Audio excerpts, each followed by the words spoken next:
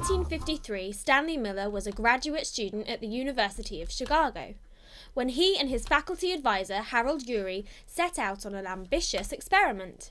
They tried to reproduce conditions of the surface of the Earth billions of years ago. They mixed chemicals, added an electrical charge, and found that they had produced amino acids that weren't there before.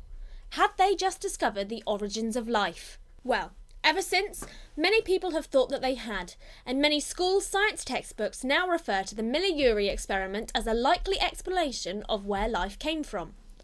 But since 1953, we found all sorts of problems with it. Fred Hoyle, Britain's great atheist physicist of the time, admitted that there is not a shred of suggestive evidence to support the idea that life began in an organic soup here on Earth. Harold Urey later wrote, in bewilderment, "Life is too complex to have evolved anywhere.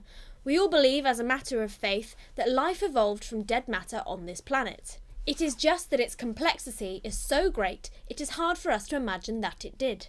Back in the 60s, astrophysicist Carl Sagan suggested that there must be millions of other planets in our galaxy where there are life forms like us.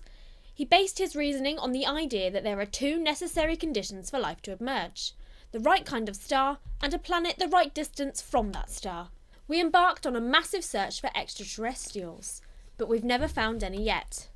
Now we know that there are more than 200 conditions that must be met if life is to emerge, and they all have to be perfectly matched to an incredibly exact degree.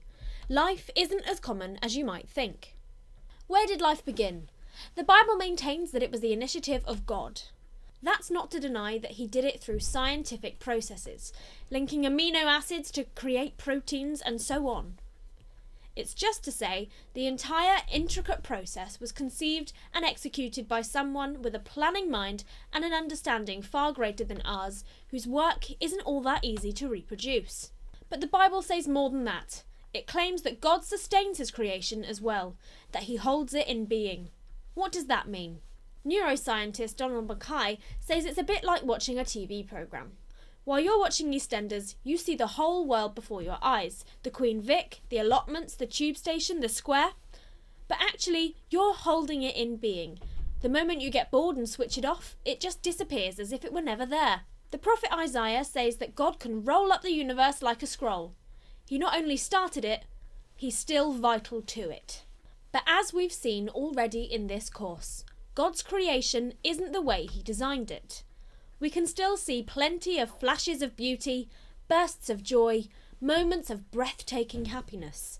But there's also pain, cruelty, and injustice. And as we've traced already, the Bible's claim is that this was no part of the original design. When the human race rebelled against God, all of this began like weeds infesting a garden, which is exactly the picture we're given of it in Genesis chapter 3. God could have washed his hands of the whole thing and started a different experiment, but he didn't. According to the Bible, God's rescue plan was in place even before we messed up. An eternal God who isn't constrained by time and history can see from the beginning how things would turn out. And somehow, despite all the evil and misery which was to follow, he judged that his plan was still worthwhile because of all the joy it would bring, and the glory of what it would eventually achieve. So he went through with it, at enormous cost to himself. So the last book in the Bible says that in Jesus, God made himself like a sacrificial lamb. In those days, lambs used to be killed on Jewish altars as a graphic picture of how much sin and rebellion cost. And just at the right time, Jesus gave his own life so that humans could be forgiven and set free from the endless cycle of evil and frustration. But the book of Revelation says that he was a lamb slain from the foundation of the world. From the start of creation, he was as good as dead. From the moment God brought the world into being, he himself was destined to suffer for the wrongdoings of the human race.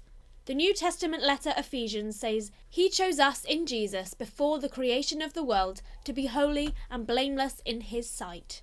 Now when you look at our insignificance and fragility in a massive universe, that's a pretty staggering claim. Could it possibly be true? What do you think?